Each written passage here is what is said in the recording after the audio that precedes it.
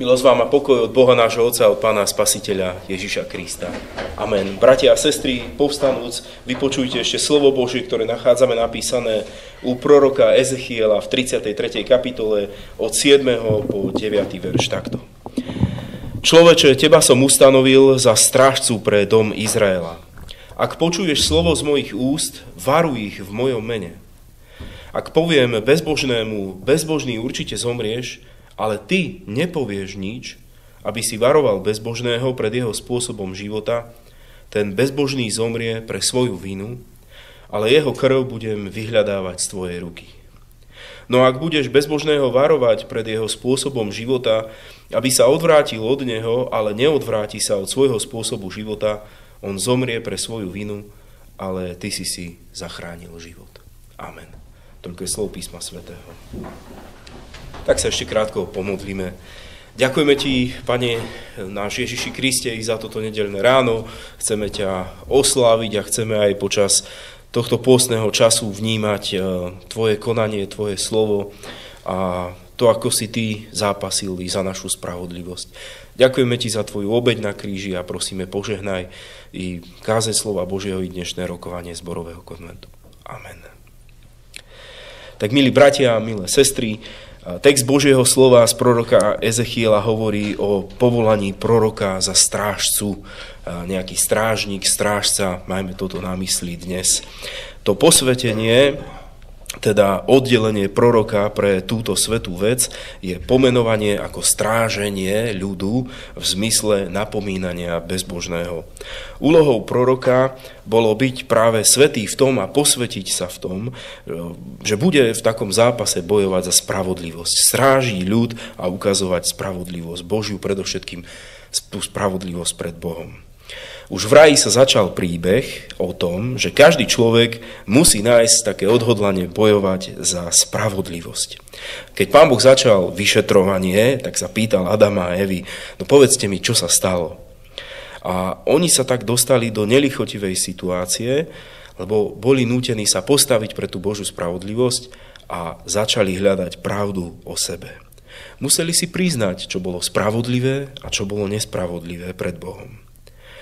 My dnes chceme nad týmto uvažovať a rozmýšľať nad takouto úlohou Božieho strážcu pri nás, v nás a s nami. Iba takto môže dojsť nejakému obnoveniu vzťahu. Každý jeden z nás jednoducho musíme viesť takýto zápas o posvetenie. Kto chce obstáť pred Bohom a žiť život s ním, ako povedal Hospodin, keď budeš strážiť ten ľud, zachrániť si život, kto si chce zachrániť život, tak sa musí podrobiť tomuto zápasu o Božiu spravodlivosť v každodennom objavovaní. Takto to dnes čítame v Božom slove, že ten prorok sa mal stať strážcom a mal akúsi informačnú povinnosť. Ak počuješ slovo z mojich úst, varuj ich v mojom mene. Toto Božie slovo nám pripomína, aby sme ako veriaci ľudia zápasili. Nemôžeme rezignovať, nemôžeme sa tváriť, že sa nič nedeje. Nemôžeme byť laxní voči kolobehu sveta, hriechu a bezbožnosti. Pri krste dieťaťa kladie kňaz otázku rodičom a krstným rodičom. Odmietate v mene tohto dieťaťa neveru, hriech a všetky diabolské skutky? Odmietate? Rodičovskou úlohou je každodenné dieťa varovať pred neverou, hriechom a diabolskými skutkami. A viete, ako zostane ticho v kancelárii, keď sa ho pýtam, čo je to nevera, čo je to hriech a čo sú to diabolské skutky? Čo ešte to je dnes hriech, čo to je nevera a čo sú to ešte dnes diabolské skutky? Ja si myslím, že niekedy sme už tak ďaleko, že už pomaly nebudeme vedieť jasne definovať náš hriech a hriech pred Bohom. A potom sa nemôžeme čudovať, že nám bude utekať Božia spravodlivosť. A to všetko je taký varovný signál, že je ozaj čas strážiť, byť strážcom. Pozor, človeče, máš Božiu spravodlivosť, máš v tomto svete Krista, máš cestu, máš pravdu a život. Drž sa tejto svätej pravdy. Iba zápas o posvetenie je cestou, pravdom a životom.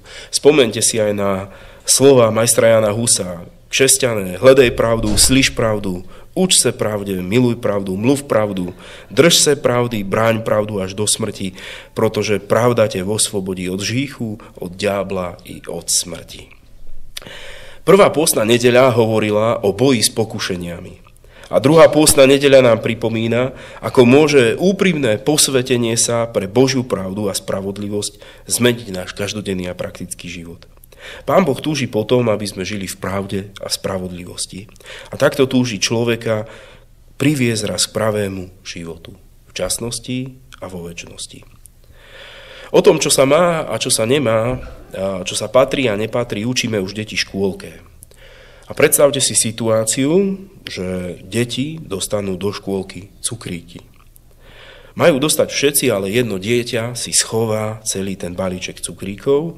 Druhé dieťa na to príde, lebo vidí postupne tie obaly cukríkov porozhadzované a tak vedie taký zápas. Zápas za spravodlivosť. A ide a upozorní na to pani učiteľku. Čo sa stane? Stane sa hrôza v škôlke. Ostatné deti prídu a dostane toto dieťa na kladačku, lebo že vraj je žalobaba. Predstavte si novinára, ktorý píše o štátnych cukríkoch. Tie štátne cukríky boli pre všetky detičky, ale jedno dieťa si schová balíček niekde na ostrove. A spájaním a nachádzaním obalov upozorňuje novinár ostatné detičky, že niečo sa nedeje podľa poriadku. A malé detičky už nikomu nedajú nakladačku, že je žalobaba, ale stane sa to, čo by nikto nečakal. Dieťa novinára zastrelia. Všetci tušia, čo sa stalo, ale rodičia zápasia stále už 6 rokov o spravodlivosť, lebo niekto zastrelil ich dieťa. Čo keby zastrelili vás, keď budete hľadať spravodlivosť? Čo keby zastrelili vaše dieťa, keď budete hľadať spravodlivosť? A predstavte si Božieho syna.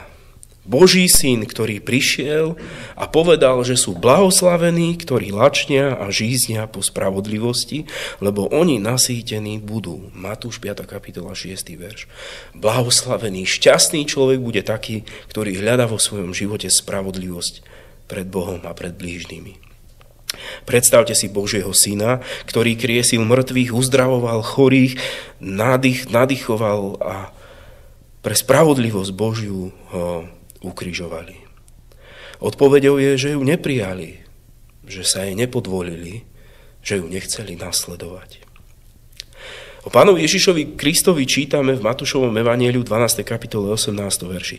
Aj hľa môj služobník, ktorého som si vyvolil, môj milovaný, ktorého si obľúbila moja duša, svojho ducha vložím na neho a on oznámi právo národom.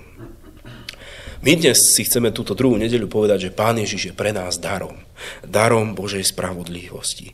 V ňom, s ním sa nám dostáva veľkej Božej milosti a Božej spravodlivosti. A skrze neho, keď nasledujeme a počúvame jeho slovo, keď ho verne prijímame ako spasiteľa, začína sa náš zápas o posvetenie a spravodlivosť. A dokonca evanjelista Matúš tvrdí, že napriek kultúrnym a národnostným rozdielom Pán Ježiš prináša spravodlivosť pre každého človeka, pre všetky národy. Ak sa rozhodneš žiť podľa Kristovej spravodlivosti, tak či budeš na Slovensku, či budeš v Afrike, či v Číne, či na Kamčatke, tak budeš uplatňovať to najlepšie právo na svoj pravý život pred Bohom. Ak by cieľom kázne malo byť len varovať ľudí, že nie sme dobrí kresťania, lebo sme laxní hľadaní v pravdy, potom by nám nič neosožil Ježišov svätý život, jeho obeť. Keď hovoríme, že Pán Ježiš vydal svedectvo pravde, tak si práve dnes chceme uvedomiť v pôstnom čase aj jeho obeť. Pán Ježiš Kristus sa obetoval. Priamo nás takto vyzýva k novému životu pre spravodlivosť v každom človeku. Ak už nie je obetovanie Ježiša Krista, čo iné ťa môže pohnúť v živote pre Božiu spravodlivosť? V liste Týtovi čítame, ktorý sa vydal za nás, aby nás vykúpil zo všetkej neprávosti a očistil vzácny ľud, horliaci za dobré skutky. Pán Ježiš sa obetoval za teba i za mňa. Vydal svoj život pre mňa a pre teba, aby si v tomto zápase vedel, že máš Božiu spravodlivosť. A tejto sa môžeš držať a ona ťa posunie neuveriteľným spôsobom života. Bol si zachránený od všetkej neprávosti a slovami proroka jednoducho si bol zachránený, aby si našiel život v Kristovi.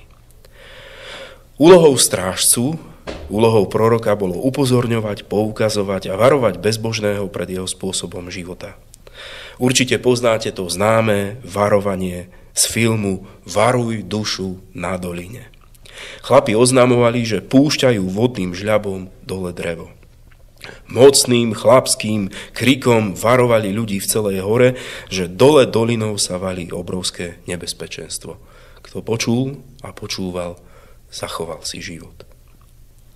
Verím, že každý z vás videl aj populárny romantický film z roku 92 Osobný strážca, kde Kevin Costner má ochrániť speváčku Whitney Houston. Romantický príbeh stvárňuje ako profesionál bývalý agent tajnej služby a ochránky prezidenta dbá na všetky detaily, aby slávnu speváčku ochránil pred nebezpečenstvom. A v takomto bezprostrednom vzťahu, v tejto pozornosti sa do seba zamilujú. Tento film nemusí byť len o láske, ale môže byť pekným obrazom toho, že ak pozorne vnímaš tú detailnú Ježišovú starostlivosť o teba a to Ježišovo varovanie ako skutočný vážny záujem o tvoj život, tak to zanechá stopu v tvojom srdci. Aj ty sa zamiluješ do Pána Boha, do proste tej Božej spravodlivosti, ktorá obrovskou láskou chráni náš život. A k takejto Ježišovej láske by si sa mohol a mal vždy vrátiť. Aj o tom je pôstny čas. Tie jeho varovania sú láskavé, jeho cesta k spravodlivosti je plná nádeje a je to jediná cesta, ktorá nám môže zachrániť život a dať nádej časného i večného života. Amen. Pomodlíme sa.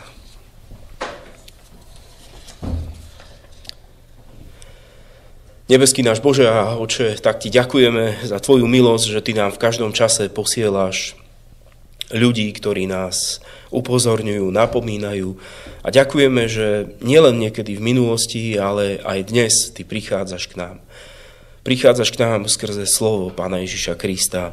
Ďakujeme ti, Pane Ježiši, že aj v tvojom slove cítime tvoje pozvanie k spravodlivosti.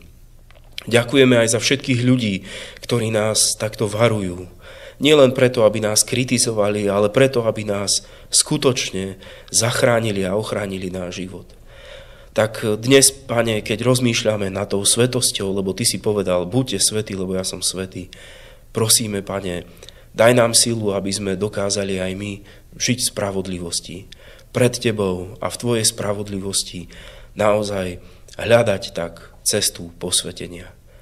Ďakujeme za všetkých strážcov, ktorí sú okolo nás, ktorí nám pripomínajú tvoje slovo, pripomínajú nám tvoje veľké dielo lásky a daj prosíme, aby sme nikdy nestratili tú istotu, že ty si našim strážcom v dobrom aj zlom.